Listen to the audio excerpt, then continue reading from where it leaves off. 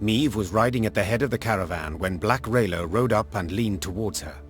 She spoke in a whisper, a hand shielding her mouth. Your Grace, I've something important to tell you. Yet you can't show anything to miss. Look straight ahead.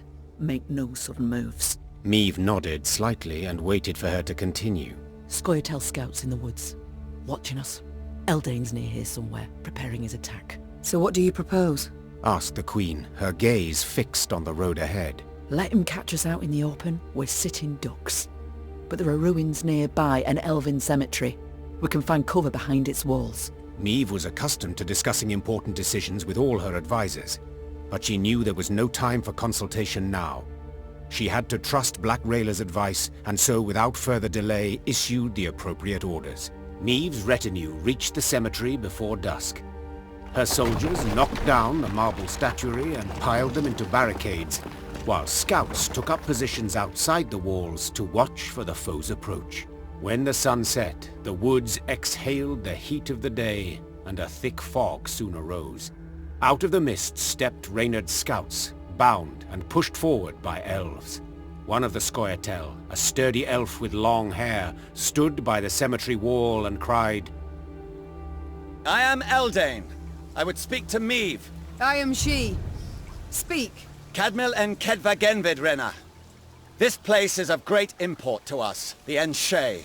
I would tell you of its monuments, of the weeping Ensevern, carved by 3 generations of sculptors, or of the alabaster relief of King Kelad, so beautiful even the birds would gather to admire it. But I see your men have found our memorials, and in the way of Dwan, destroyed them without a second thought. I cannot say this comes as a surprise. You've already shown the gods molded you from the basest of matter. You agreed to lynch an entire village, without trial. Get to the point, Eldain. So I shall. As you certainly know, the necropolis is surrounded. Soon there shall be a battle, but it is unseemly to fight in a cemetery. So I ask you to come out into the open. And surrender our tactical advantage. I suspected a matter so impractical as respecting the dead would mean nothing to you, Dwan. So I submit one more argument. The lives of the soldiers you sent to spy. If you leave the cemetery, I shall set them free.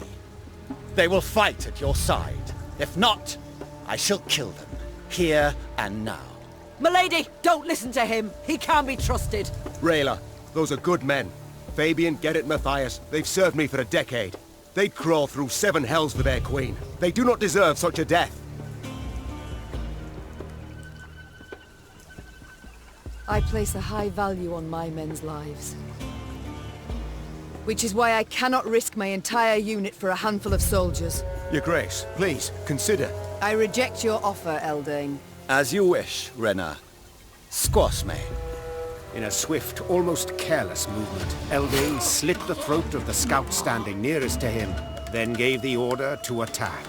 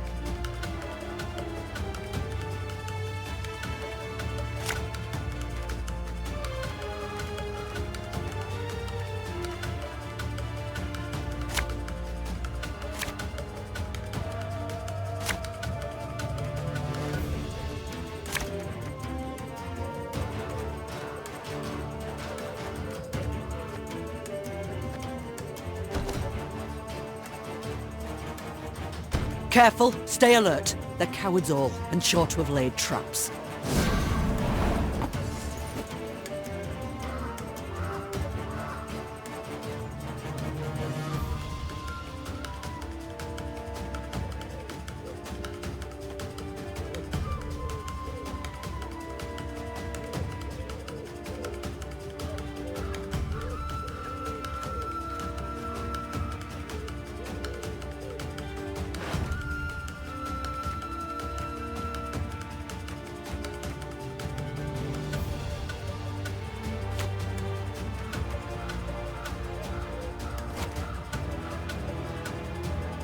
This could hurt.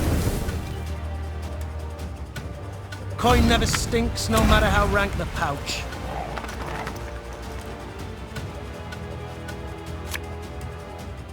Watch your heads!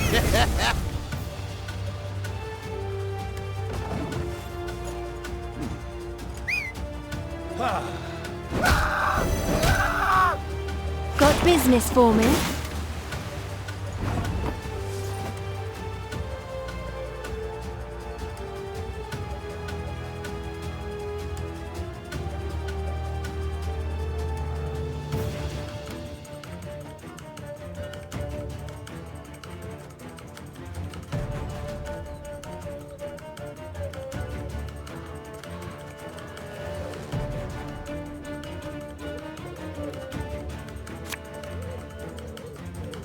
Enough chit-chat. Draw your weapon.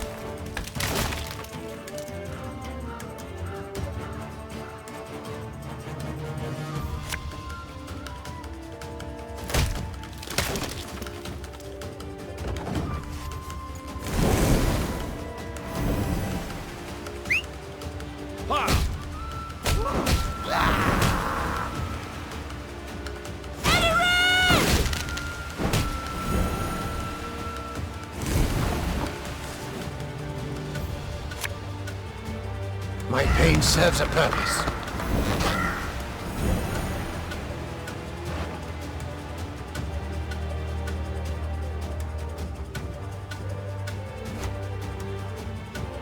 Bigger they are, easier they are to target.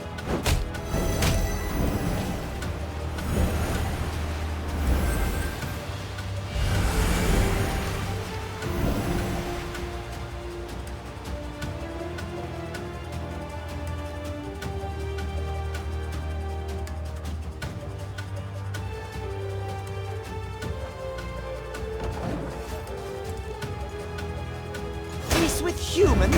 I buy that!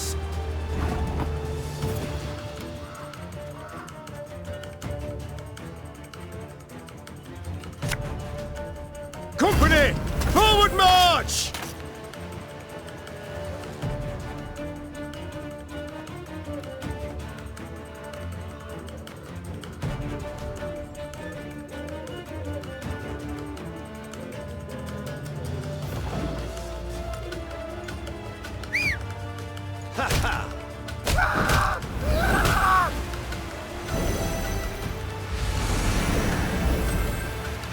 Now we will see who is weak!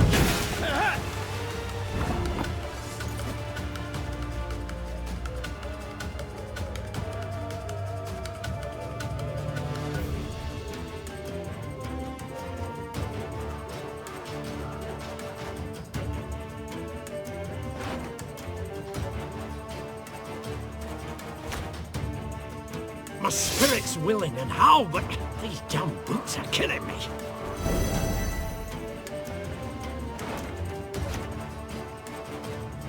There's a time to reap, a time to sow, and a time to die.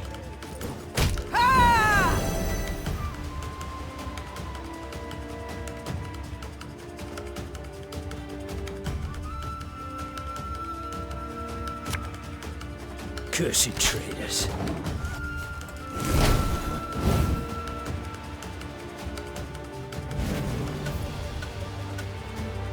I shall not fail! None shall tread on us!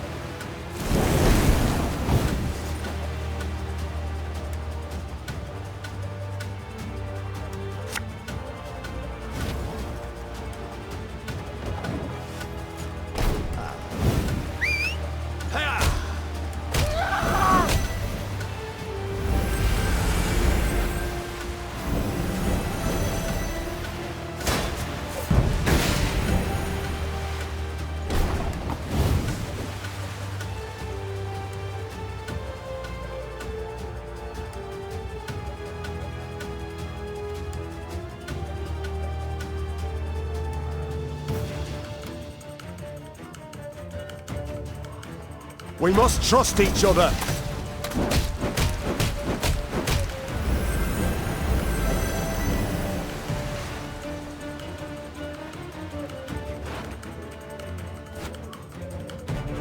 Thing about slings, they hide well.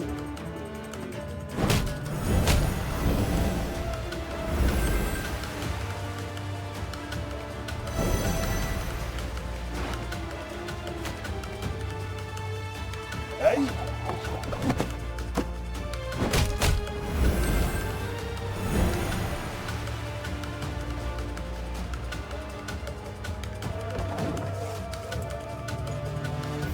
Look what the werecat dragged in.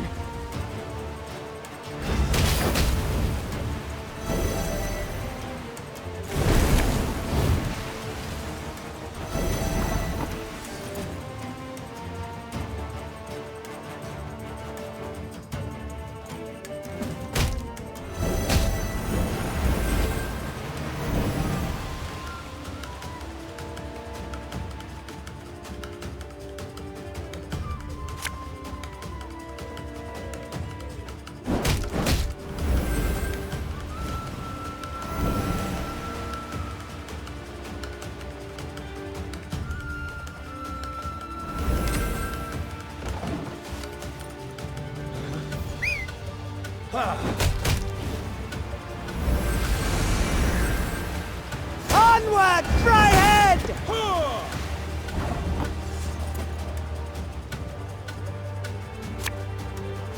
God's blast it! My breastplate chafes. Your tricks will not save you, dwarf.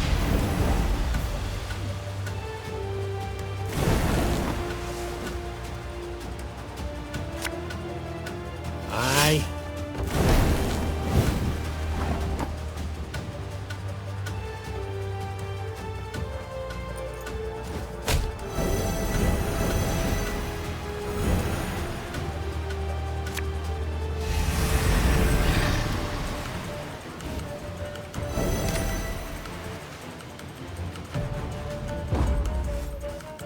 Bladder!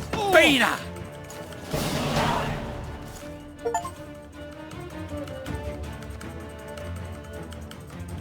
After a long, bloody battle, Eldain's unit was destroyed, and Eldain himself sat at Meave's feet, defeated and dying.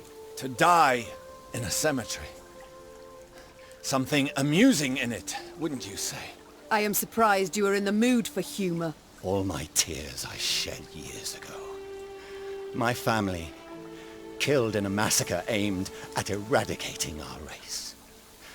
Senseless. Utterly senseless. Reyna, we have lost. Me, my Scoia'tael, the Enshe. We shall vanish from this earth. Your grandchildren will know us in fairy tales only. Lay my bones to rest in a grave. Let me part this world with dignity. Aedirn Dregared. Oh, please! How dare he? Look, he laughs, Your Grace! This dog should rot in an open field. Need I mention the willow? The many strung from it? The many burned alive? Mercy you don't deserve, Eldain. I shall leave you where you lie, where rats will gnaw at your bones. In your boots, I would do the same. Vasse derad, ep again. Meave gave the order to march that very night, not waiting for the day to break. She wished to leave behind as soon as possible the moulderwood and the rotting elven remains littering Kedva Genvid Cemetery. Black Rayla rode at the head of the caravan to the Queen's right, a satisfied smile playing on her lips.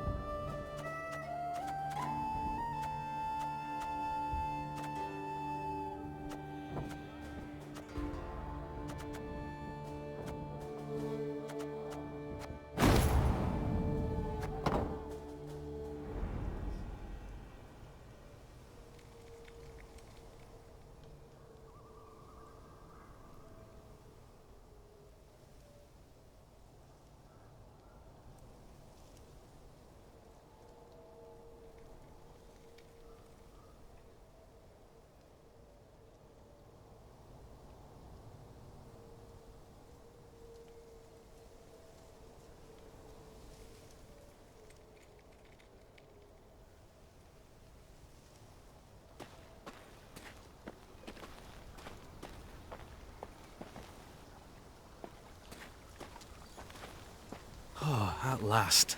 I'd begun to think this wood had no end. And I thought bandits knew their way round a wood. We do. Around those not brimming with elves armed to teeth.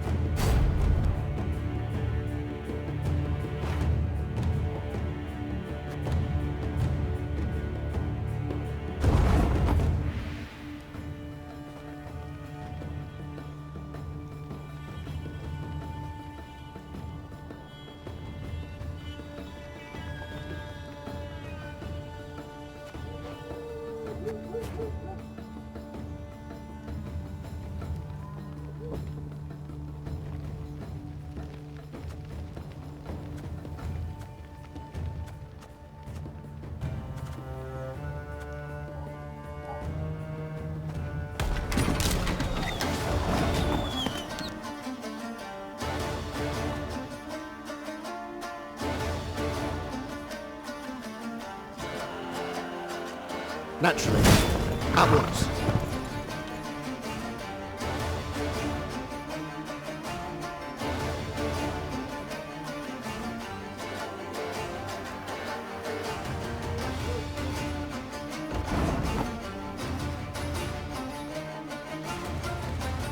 You can try to win them all, but you won't.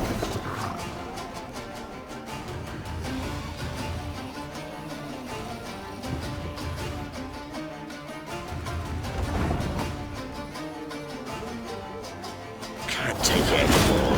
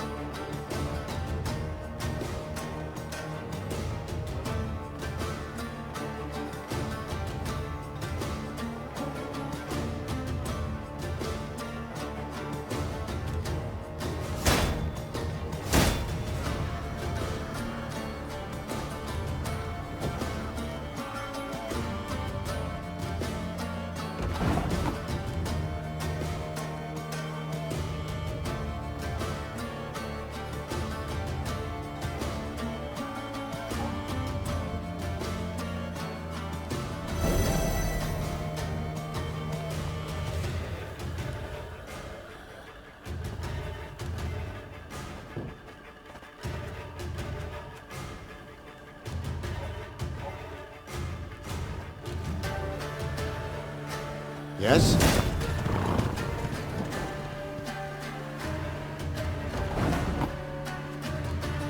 Company! Forward march!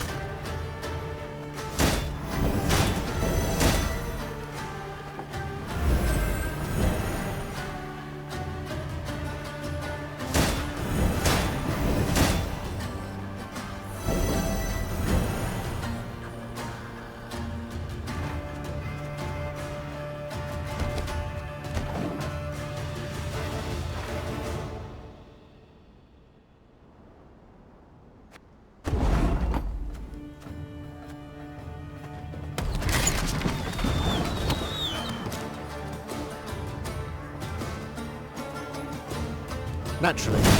At once.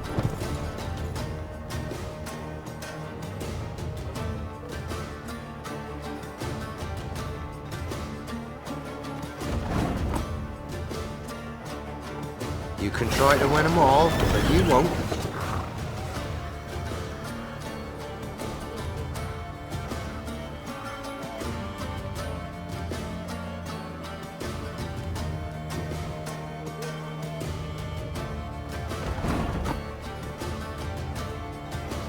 Can't take it anymore.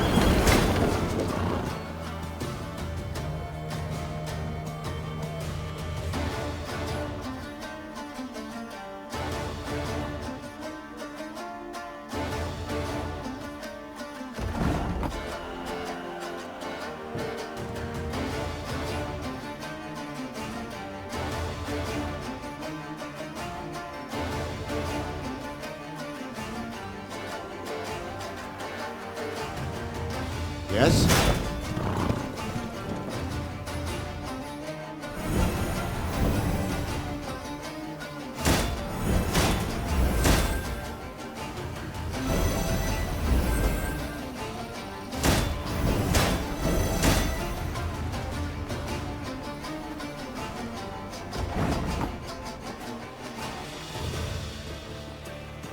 Company! Forward march!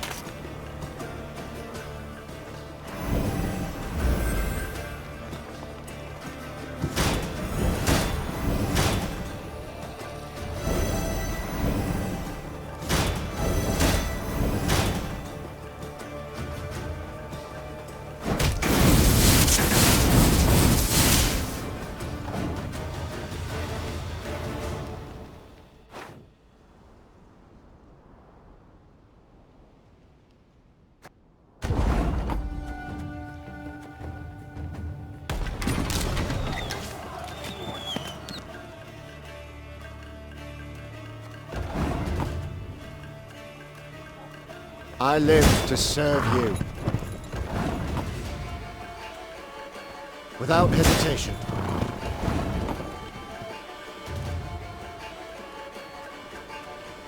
Can't take it anymore.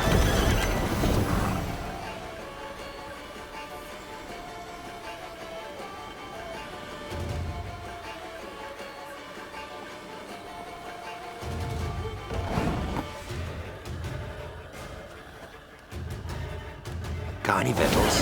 Hungry like a wolf, I am.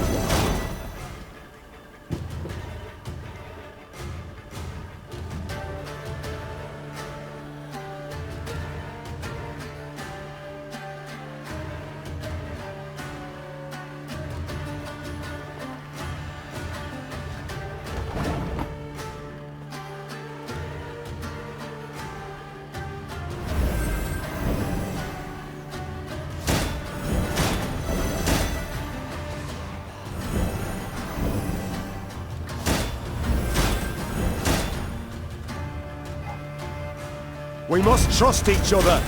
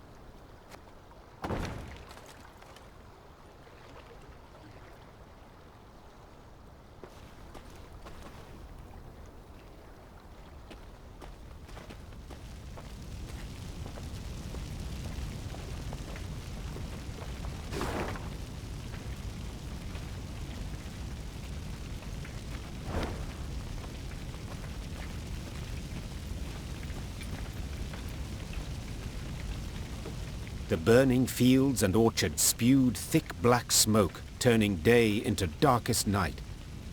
Riding in the middle of her caravan, Meve could see neither its head nor its rear.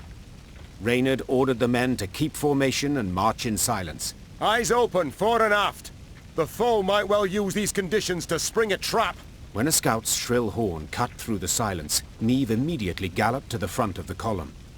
She found herself in a pile of red-hot coals that had once been peasants' huts. What the devil happened here? Bodies lay amid the ashes, barefoot men in nightshirts as if caught in their sleep.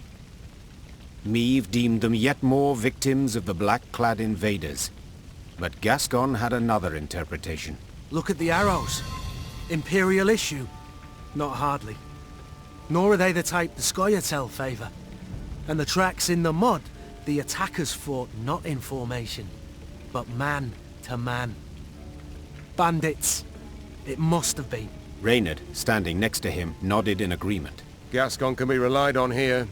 After all, he knows of what he speaks. An uncomfortable silence fell over the group, ending only when Meve ordered the scouts to determine the direction of the bandits' tracks.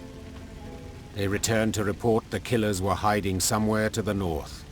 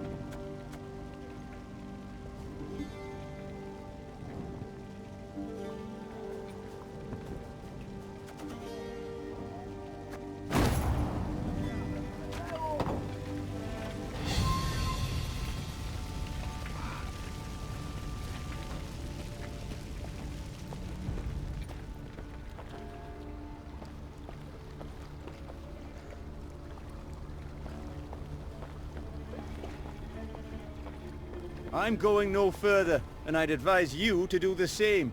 Bandits took the fort to the north. Was nearly home. Nearly with my dear wife. Go to Aedirn, they said. You'll sell at a profit, they said. Go to Aedirn, they said. You'll sell at a profit, they said.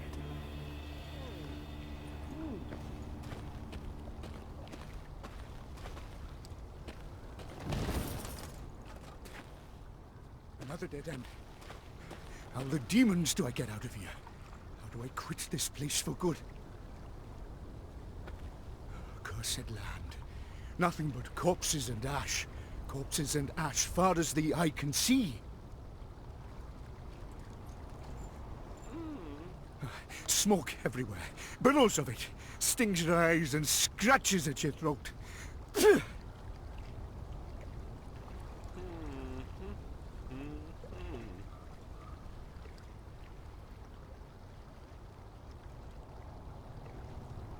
Cursed land. Nothing but corpses and ash. Corpses and ash far as the eye can see.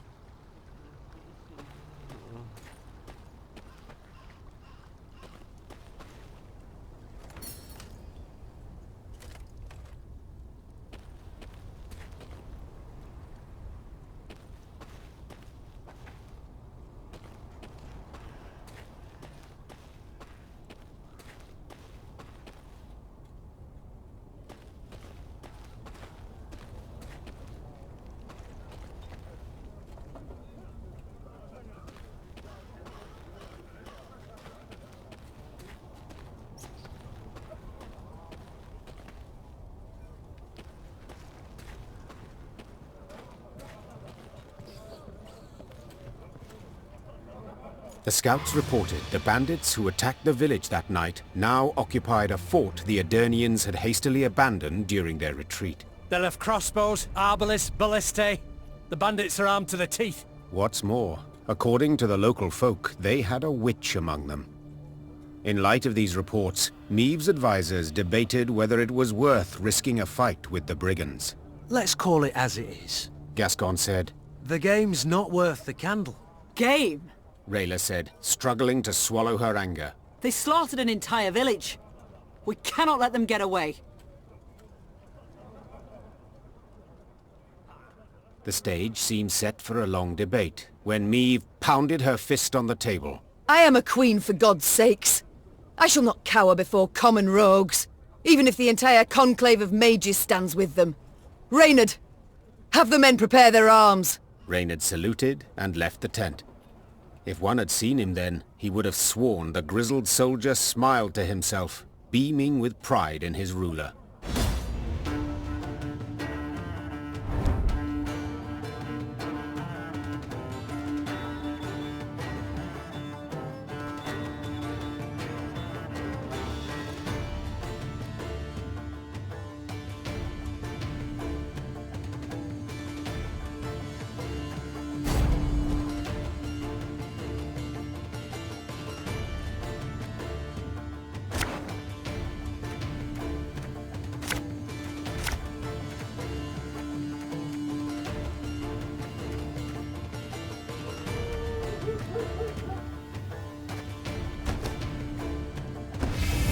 Your Grace, I saw flashes of light inside the fort.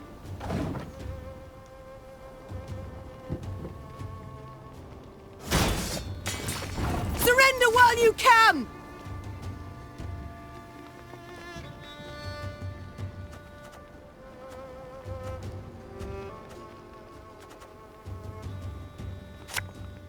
There's a time to reap, a time to sow, and a time to die.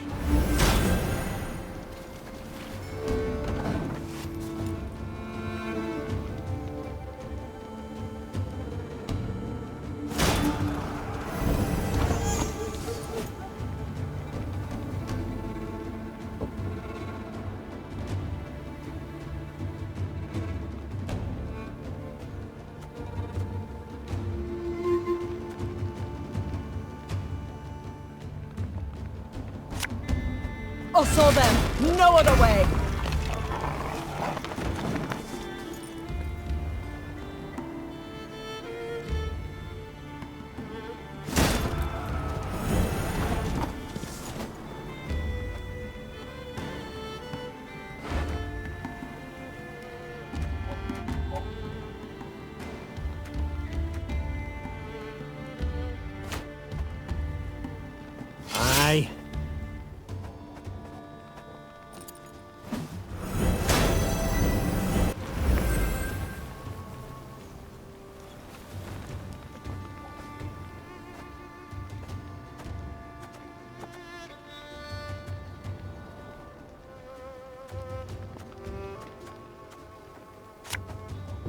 My scars? No. They don't hurt.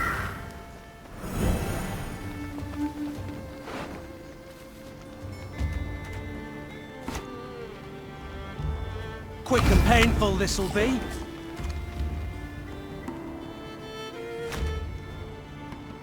I bit the white of an eye from half a league away.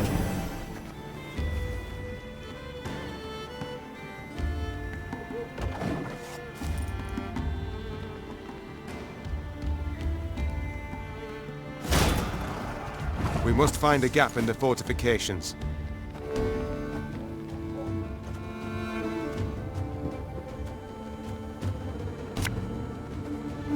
Should have listened to me, old lady.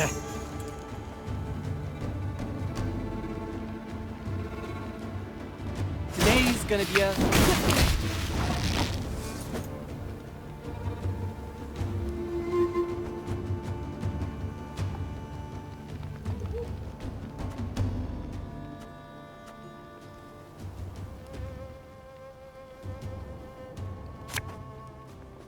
Her Majesty knows what she's doing.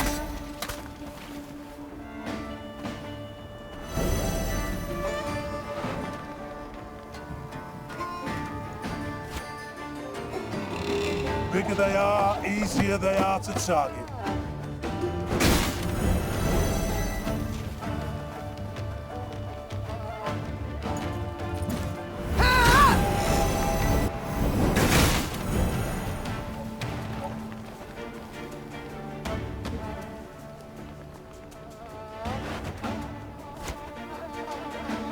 Thing about slings, they hide well.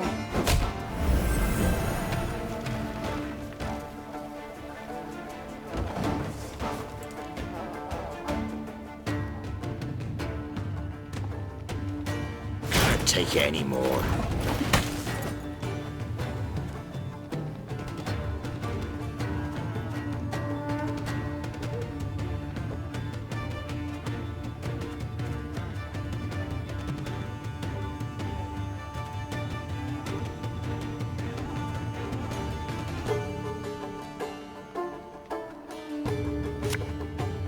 This harvest will be reaping black-clad heads.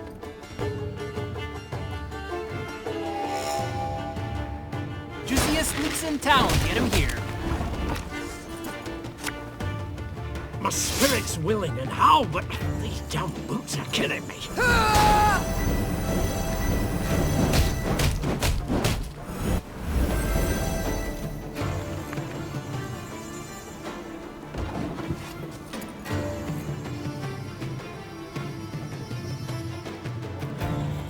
Try to win them all, but you won't.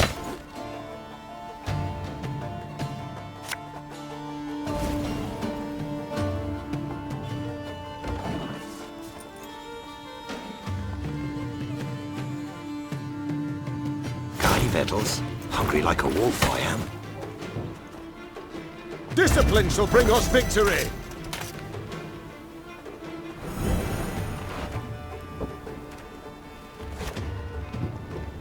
A knight should help. Our codex commands it. Hey?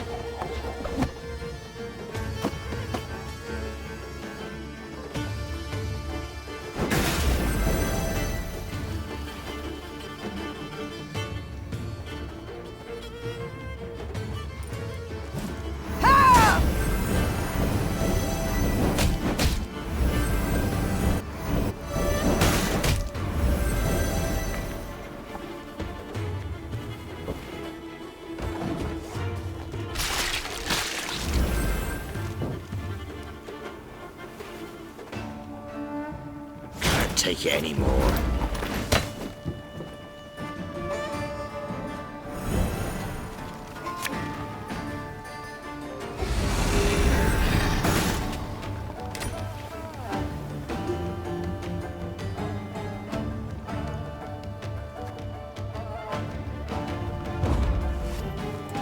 The fort is ours, Your Grace.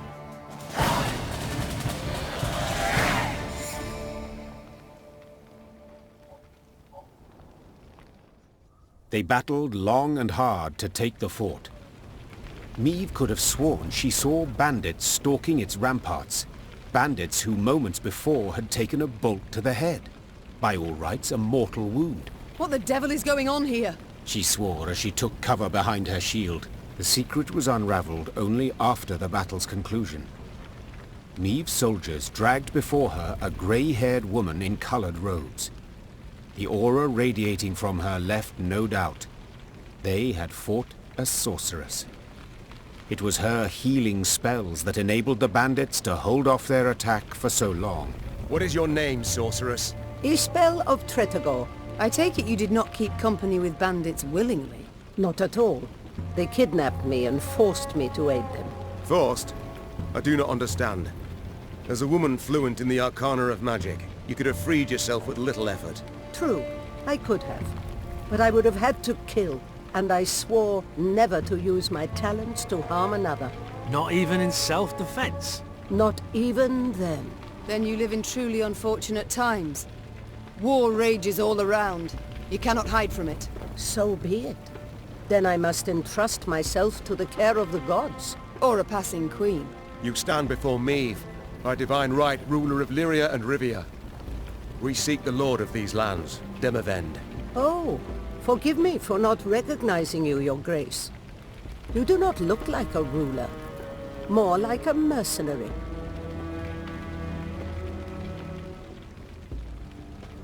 Nor do you look like a sorceress. True, milady. Forgive me. I meant no offense. I accept your apology, and would gladly welcome you into our ranks. Truth be told, a skilled worker of magic would prove most useful to us. Thank you, my lady. But you must know, an army is no place for me. Should you wish it not, you needn't fight. We have many civilians among our ranks who do their part in the slaughter. Indirect guilt is enough. My soldiers do not slaughter. They fight. Lofty words. But the result is the same. Piles of corpses. Well, a bandit I am not. I shall not force you. Reynard, prepare the men to march on. Of course, but if I may, perhaps Xavier might have a look at the war machines we captured. He may find some parts of use. Neve followed Reynard's suggestion. Xavier went to work. Yes, your grace. Gods. What happened to him? He was in Rosberg when the stronghold fell. Nearly burned alive. How are you healing him? The medics recommended regular poultices of dog's tallow, but whether they've any effect... Of course they've no effect. For such wounds. How he must suffer. In the day he reveals nothing. But at night one awakes to hear him sob with pain. You see? I need healers. I shall go with you.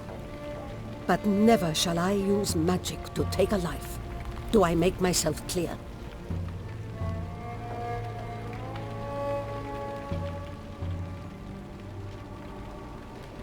Yes, you have put it quite plain, and rather bluntly. Forgive me, your grace. It has been long since I played the host. I forget the custom. Your spells mean more to me than your manners. Welcome to our ranks, Isbel. Isbel sat in one of their wagons and shut her tired eyes. Her long grey hair seemed to flutter ever so slightly, though there was neither wind nor breeze.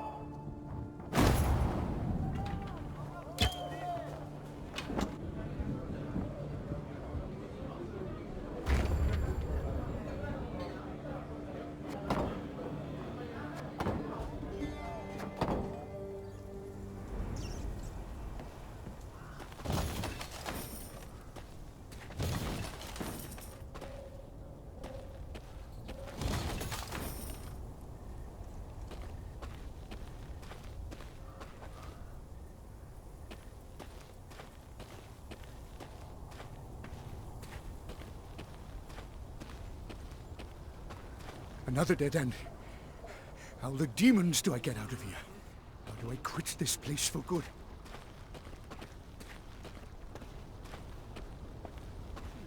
Was nearly home. Nearly with my dear wife.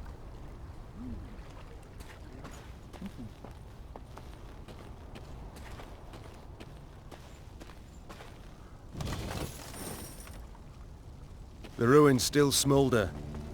Nilfgaard Park's not long afore. They must be close. No doubt they already knock at Aldersburg's gate. We must make haste.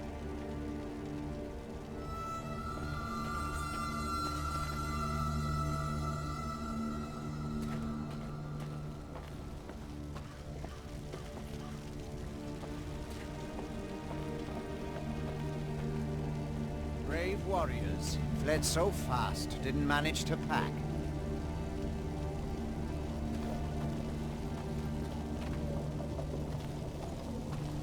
Beautiful sword. Not a scratch on it.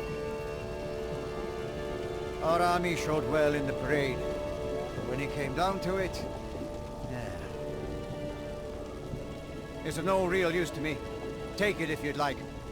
Left in the fields, it'll go to waste. Beautiful sword. Not a scratch on it.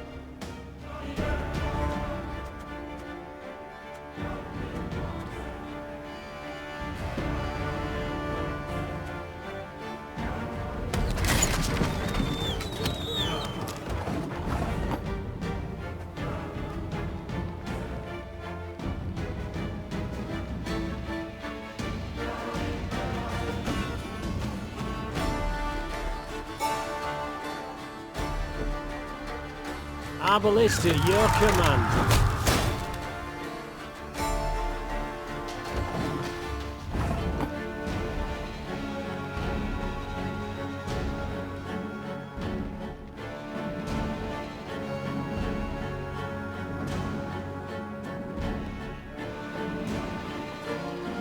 Armor ward, sir.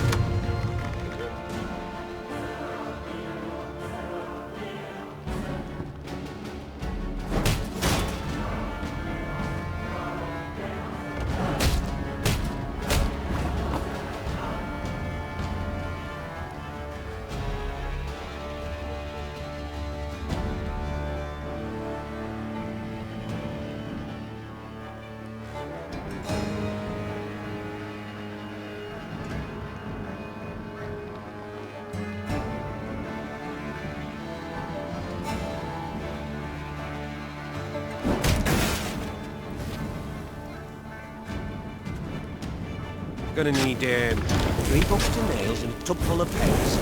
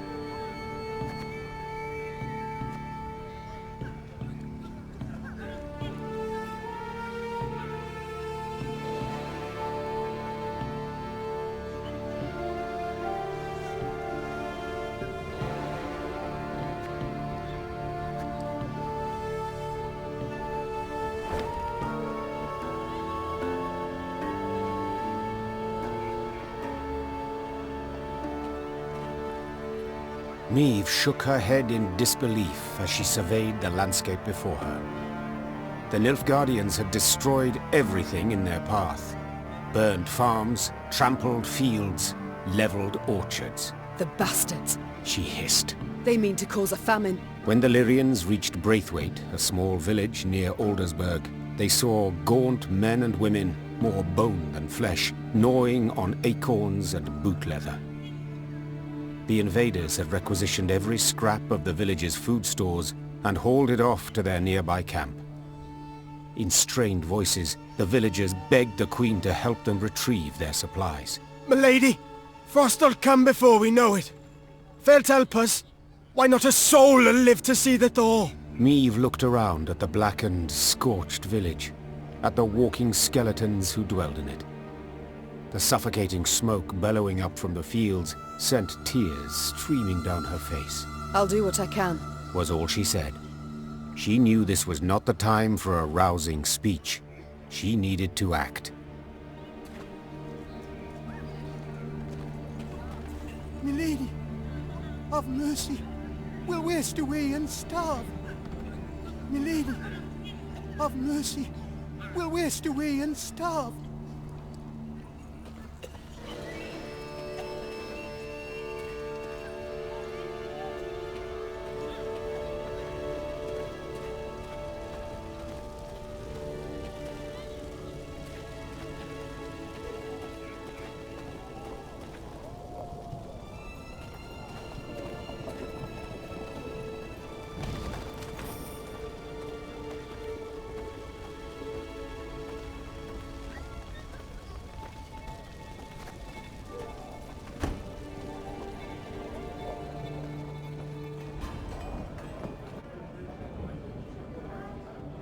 Mom, it's good you're here. We ought to speak. Yes? Concerning what? I've spent time with your troops, dressing their wounds, treating them. They respect you greatly, would follow you into any fire, any flood. Happy to hear it. They're good folk, one and all. Yes, precisely. In fact, too good to die in a senseless war. Not certain I understand. The Imperial army's enormous. Just how enormous we know, both. Had you all the Norse kings at your side, victory would still be unsure. Yet you fight alone. Know well you cannot rely on them.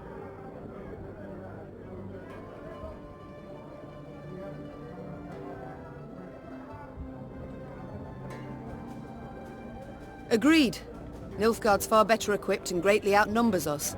Yet, though try, they cannot be everywhere at once. They've stretched their forces thin, too thin. An error I aim to exploit. You may be right. I hope you are. The lives of those you lead depend on it. You're proud, persistent, and sure of yourself. Just as I was at your age. It may work in your favor.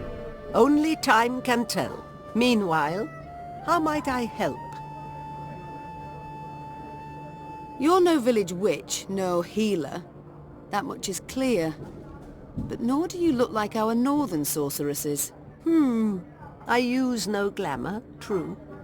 I've come to feel a body must age, and honestly so, as nature intended, as is the order of things. You sound much like a druid drivelling on about balance, harmony, the good that is rot. Rather poor, their reputation, druids. Yet they're in the right in this regard, I believe. Defy nature's laws, and nothing good can come of it. Is that also why you wear no shoes? Ah, no. I simply like to feel the grass between my toes, the sand, the mud. You must try it sometime. I shall think on it. Thank you, Isbel. Duty calls. I must go. Of course. Should you need me, I'll be here.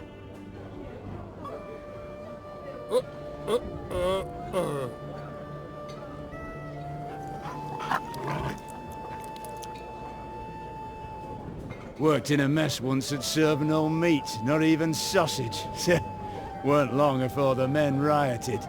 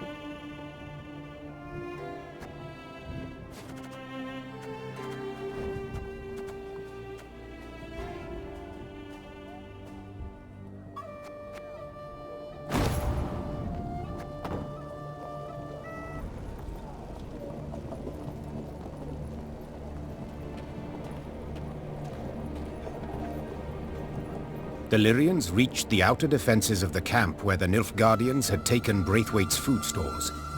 Rayla delivered her report. 3 heavy infantry regiments, Nazari arbalists. The warrior said. And I heard neighing, so they've cavalry as well. Meve said nothing, working it over in her head. The fate of the starving villagers weighed on her heart. But was it worth risking heavy losses to aid them? The Nilfgaardians keep food in storage and watch it rot while peasants perish from hunger. Will we allow this? The Queen said, addressing her soldiers. Cried the soldiers. I didn't think so. Meve said with a smile as she drew her weapon. Lyrians! Attack!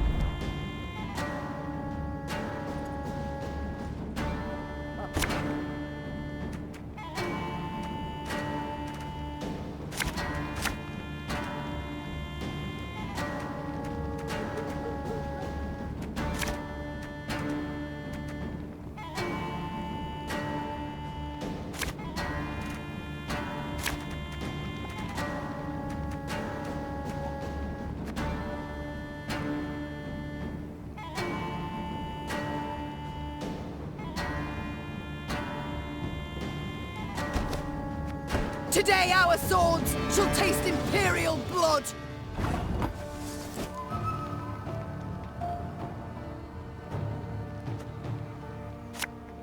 Ow! Ah!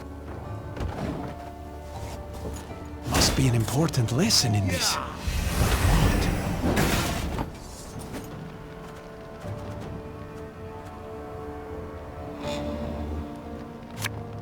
Watch your heads!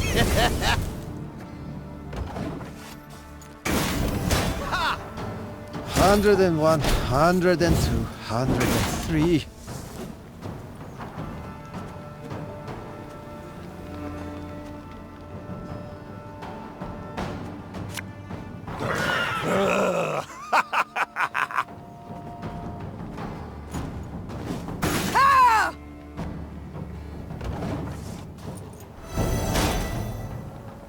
Life is mine now.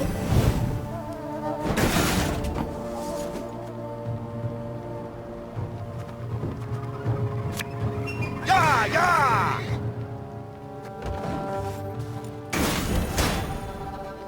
Alba!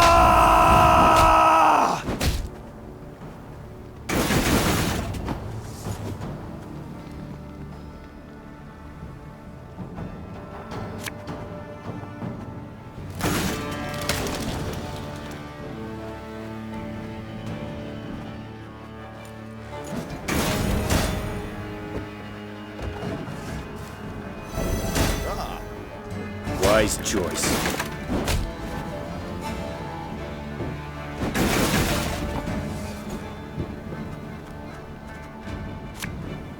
You'll never take me alive!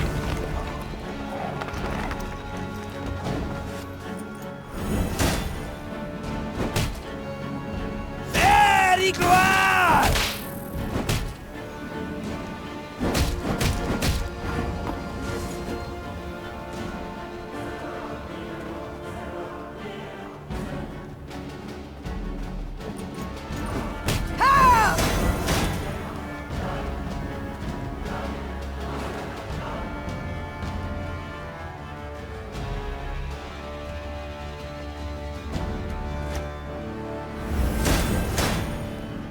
Catch!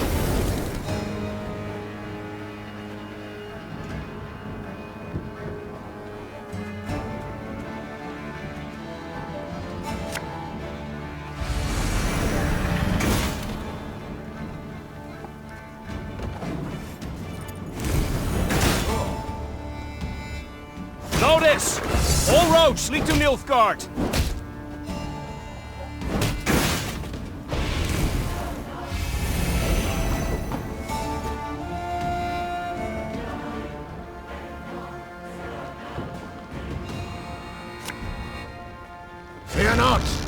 We shall achieve our goal.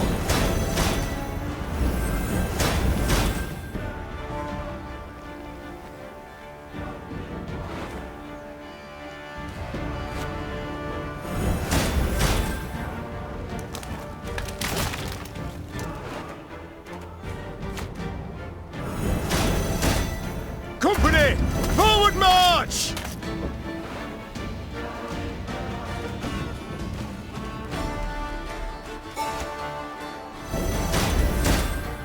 Thing about slings, they hide well.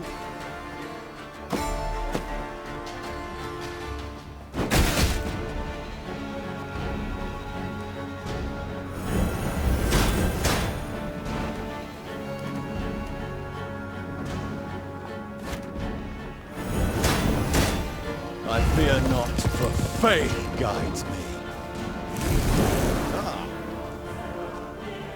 Excellent, Seifel!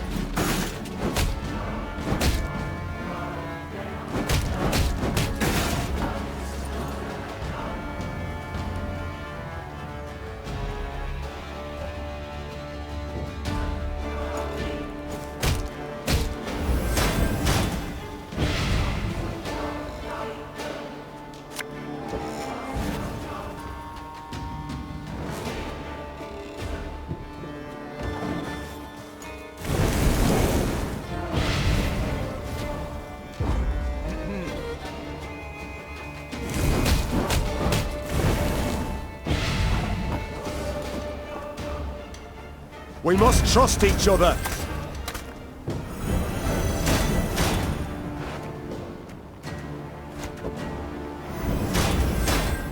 Hey?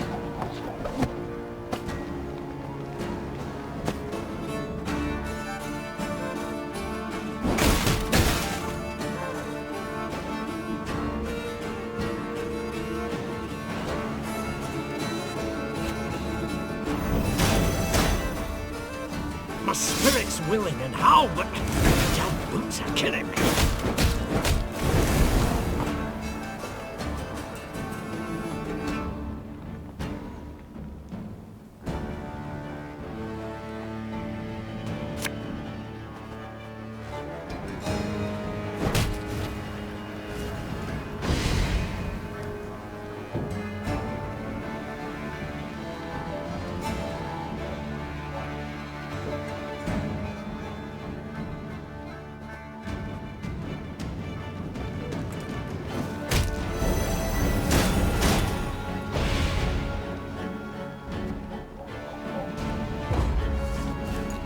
Your Grace, the battle's won.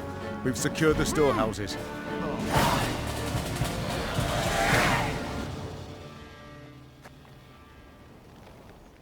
Niamh managed to rout the Nilfgaardian troops and regain the stolen supplies. However, the Queen's good humor faded soon after the battle. Her soldiers began loudly demanding she not return to the village, but keep the food for her troops. We've nigh empty bellies too, my lady. And whatever we give them, the black-clad bastards will just steal right back. Better to strengthen our own army than the enemy's.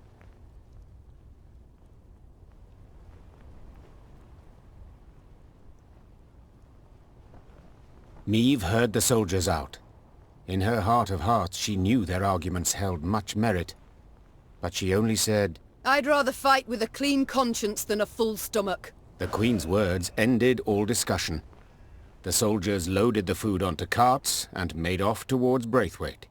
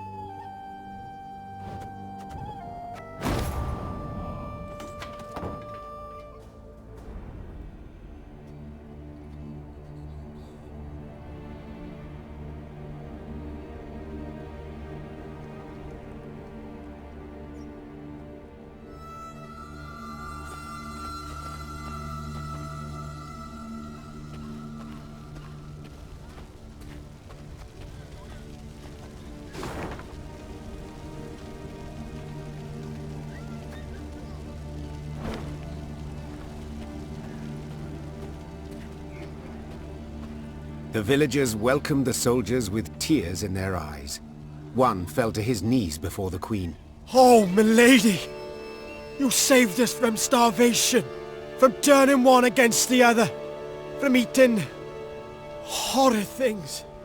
The gods bless ye 7 times over!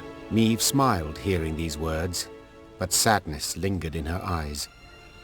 If the gods truly did reward good deeds and punish crimes, there'd be lightning bolts pummeling the Nilfgaardians day and night.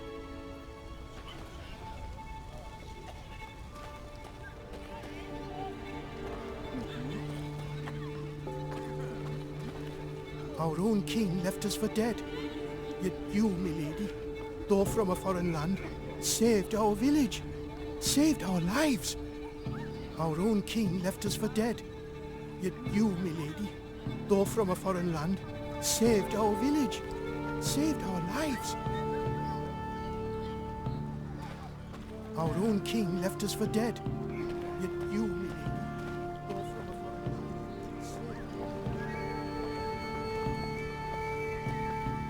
saved Meve's mount reared and flattened its ears, spooked for no visible cause. Trusting in animal instinct, Meve jumped to the ground and felt tremors under her boots. At first they were faint, barely palpable, then grew stronger and stronger. What's going on? Meve cried. Why does the earth tremble? Before anyone could respond, a scout from the forward guard let out a terrified cry. A moment later, snapped trees crashed down around them, and out of the woods came a 30-foot tall stone giant. Gods, whispered the queen. What is that? A golem. Isbel whispered back. Favorite servant of Nilfgaardian mages. As if to confirm his words, soldiers marched out from behind the giant, clad in heavy black plate. Their leader, however, wore but a light tunic, and his hands glowed with a strange blue light. Dithen Quan Illyrian! He shouted, giving the order to attack. Glor en ard feyin!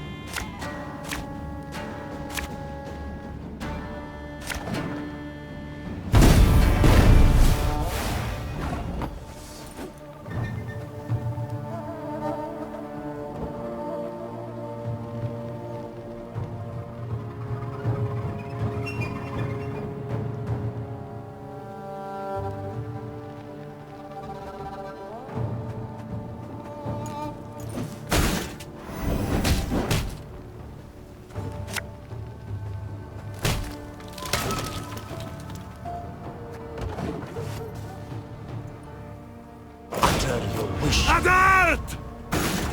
Mom, break the mage's spell, and the golem's power will wane to naught.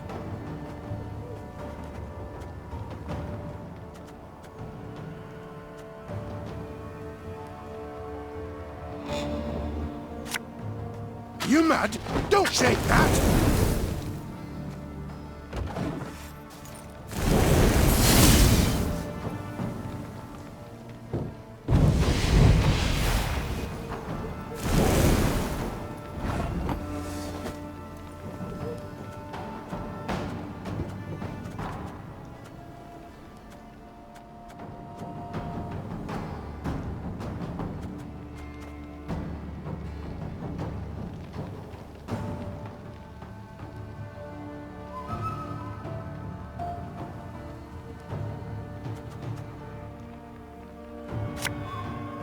Have it the white of an eye from half a league away.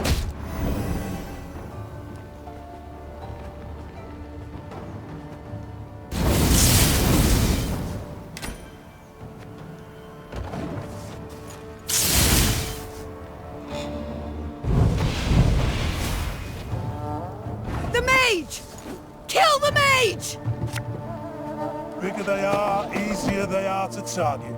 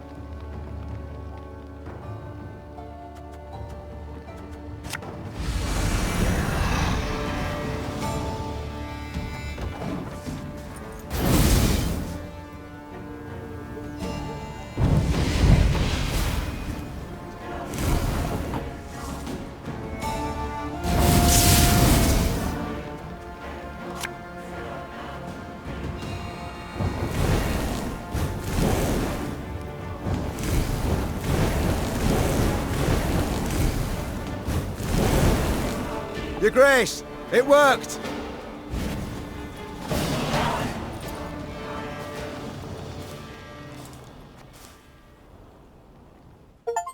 Raising her shield against the whistling rain of arrows, Niamh fought her way towards the Nilfgaardian mage leading the attack. At close quarters, magic arcana would stand no chance against a well-swung blade. Niamh roared, delivering a powerful blow. Her blade severed the mage's aorta, and drowning in his own blood, he fell to the ground. He choked out by way of last words. Then the blue aura coming from his hands flickered out, and the stone giant thundered to the ground in pieces. When the dust of the battle had settled, the Queen ordered her men to search the Nilfgaardian camp. In the mage's tent, they found a rare instrument used to communicate at a distance, a megascope. The crystals encrusted in its brass frame were still warm, meaning it had recently been used to conduct a conversation. The burning question was, with whom? Isbel! Yelled the Queen. The mage dutifully came closer. This device, could you activate it? Yes, Your Grace. But are you sure? I am. Get to work. Isbel nodded, then began calibrating the magic device. Finally, something clicked. A light flickered on, and before Niamh's eyes appeared the outline of a Nilfgaardian general. Speak common, please. I know not your tongue. Oh, forgive me. I thought I spoke to someone else. Good to see you in good health, Queen. Or ex-Queen, I suppose, would be the more apt title. Instead of fretting so much over my title, give yours. Of course. Where are my manners? Duke Adel Ebdahi, Grand Chancellor, Commander of Army Group East. I believe you've heard of me. Of course I have. You are the coward who, instead of facing me himself, employed traitors to do his bidding. What you call cowardice, I call diplomacy. And you must admit this diplomacy has proven quite successful. First Lyria, then Rosberg, and southern Aedirn, all taken without any real losses. Enjoy it while you can. Easy victories are short-lived. Is that what you think? I'm afraid you're in for an unpleasant surprise. Is that a threat? No. A simple prediction. Enough of this. Why use this megascope? What is it you want?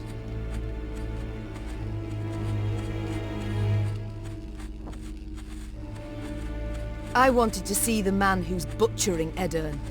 The man responsible for the deaths of thousands of women, elders and children. Then your desire has been satisfied. It was I who gave the order to cleanse this land of unwanted elements, to prepare it for settlement, for... Unwanted elements? Those are living folk you speak of. If you were to look at this war in historical perspective, considering the wider geopolitical context, forget it. It's impossible for you to grasp. Farewell, Your Majesty. Or rather, till next time. For there will be a next time, I assure you. A quiet fell over the tent. The Queen stepped outside, squinted her eyes against the glare of the burning fields, and swore to herself that when she did see Grand Chancellor Ardal ep Dahi again, he would be a whole head shorter.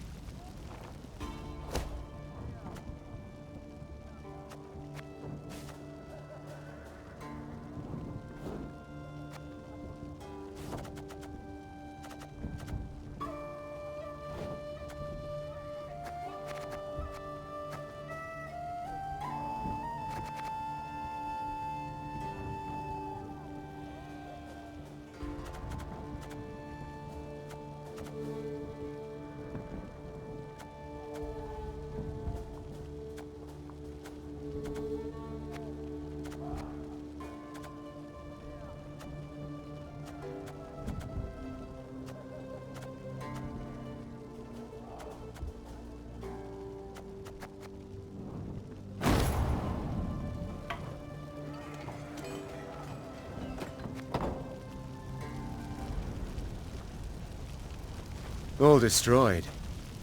As if nobody lifted a finger against the Nilfgaardians. King surely ordered all his armies to return to Aldersburg. Took cover behind its walls. I do not wish to dismay, but after what we saw at Rossburg... Enough doomsaying, Gascon.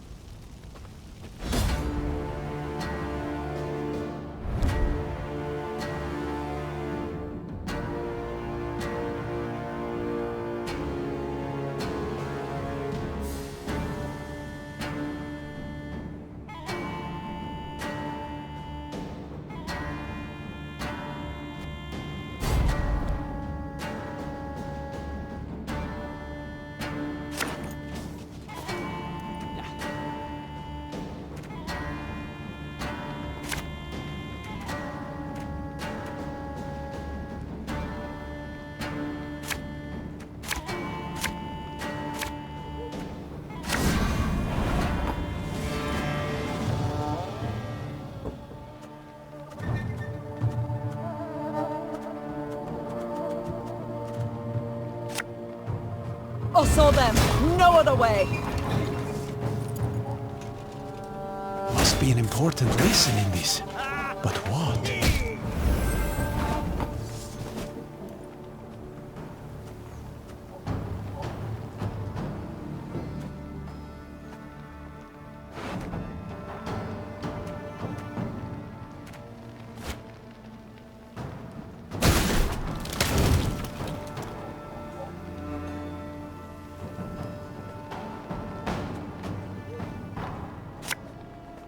My pain serves a purpose.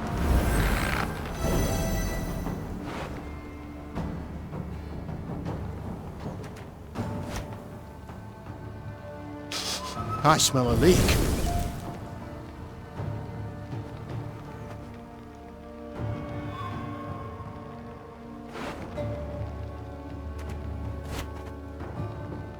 We must trust each other.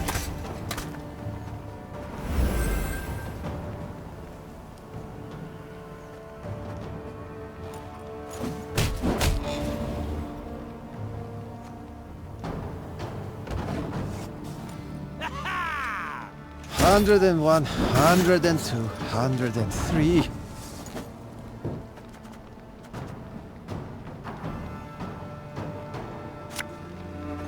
You mad? Don't shake that!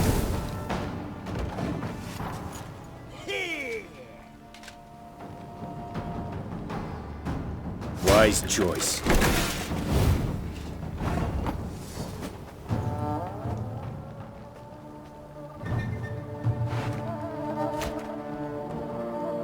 Thing about slings, they hide well.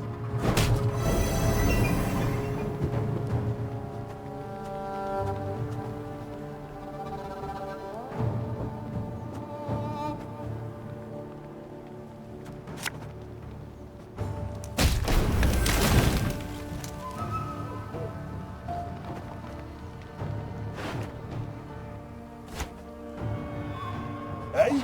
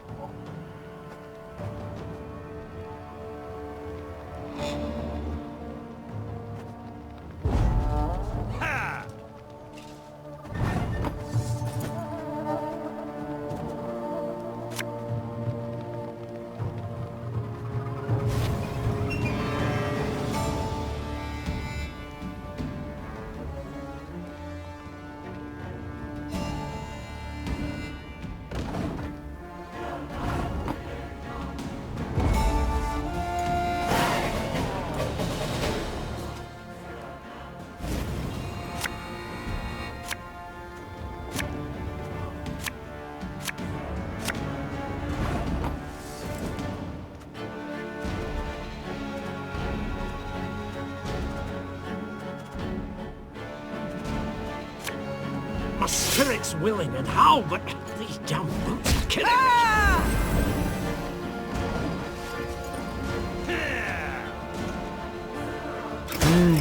A highly curious case.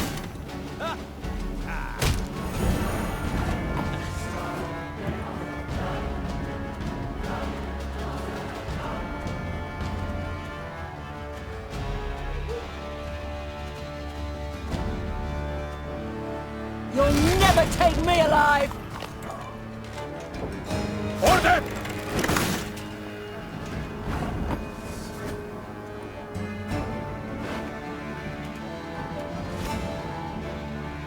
Ever have a storm knock out one of your teeth?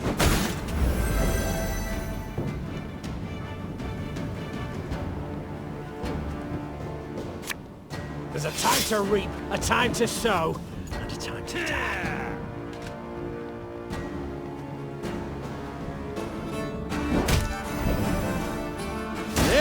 Tree!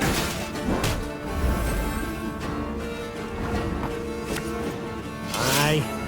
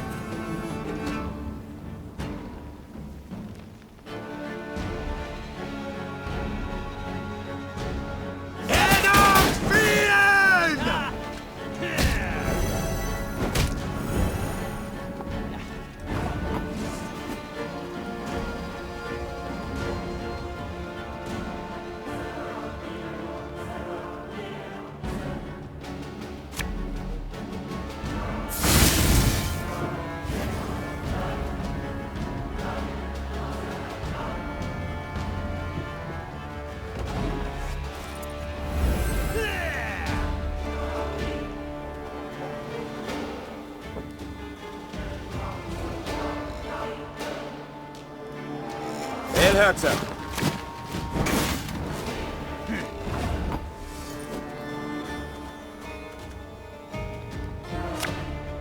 Have it the white of an eye from half a league away.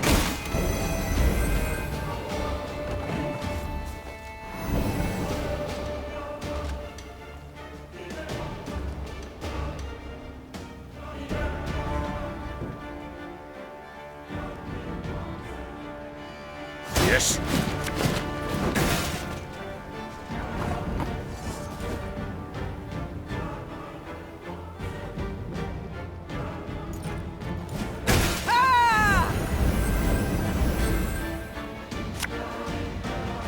The unworthy shall be punished.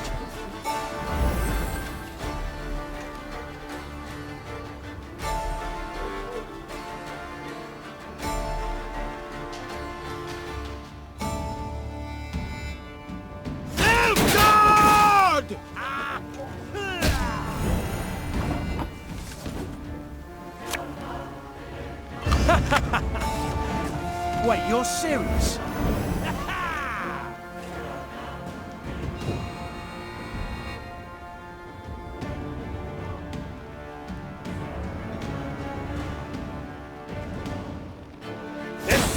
Zweifel!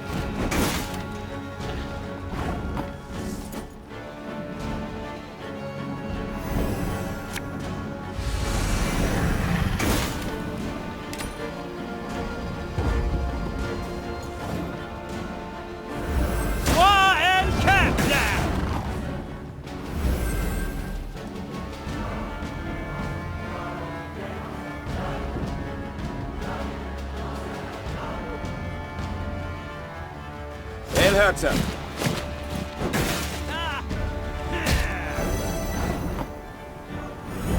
Yes. Estella Zweifel!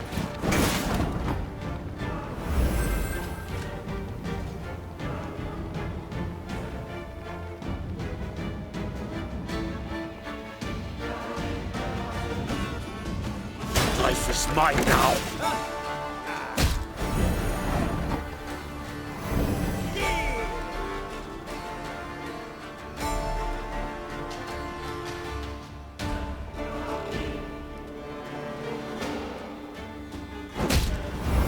Groto dum anime est, spes est.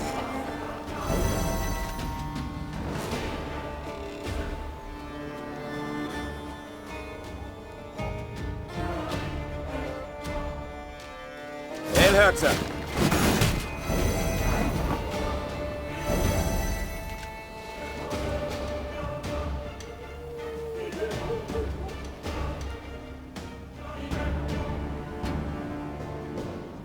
My prescription, a bit of bloodletting.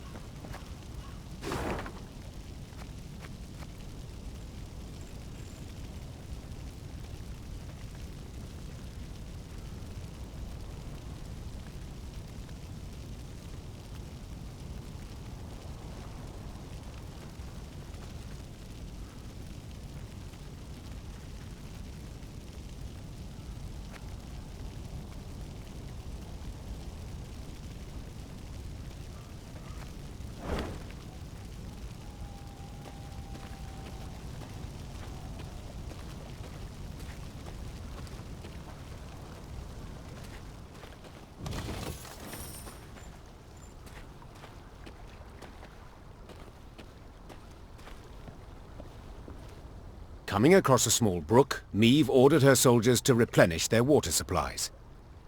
When they returned, it was with empty water skins and troubled expressions. Milady, the water tastes of blood. Not like black pudding, mind, but rancid, filthy. Meve had no choice but to march on. She gulped dryly and wondered how to interpret this strange event. An omen, perhaps? A warning from the gods? She soon learned the truth. Following the brook upstream, the Lyrians arrived at a small pool. Bobbing on its surface were dozens of corpses. A young woman caught Meve's gaze, her long hair spread delicately atop the water, wide-open eyes reflecting the sky, a fine nose peppered with freckles, and a gaping wound slashed across her throat. We shall stop here, the Queen said calmly, and give these souls a proper burial. Reynard, send scouts. Tell them they are not to return until they ascertain what has happened here. When the scouts returned a while later, they brought with them a barefooted peasant they'd found hiding in the woods. They claimed he hailed from Horton, a nearby village, the village whose inhabitants had been murdered. Them black-clad wretches stormed the village, milady. The devil free gave at the fore. Rounded us right up, took us down to the lake. Whole village, mind. They'd chop, chop, and splosh, splosh. 'Twas I alone gave him the slip. Meve listened to the man's tale, then placed him in the care of her medics and ordered the Lyrians to break camp. She rode at the head of their column, Reynard at her side, her knuckles gripped white on the reins. Do we know where this Frigef is stationed? Our riders report he's pitched camp to the east. Then let's pay him a call. They killed all, like Rosberg. My lady, please, make them pay.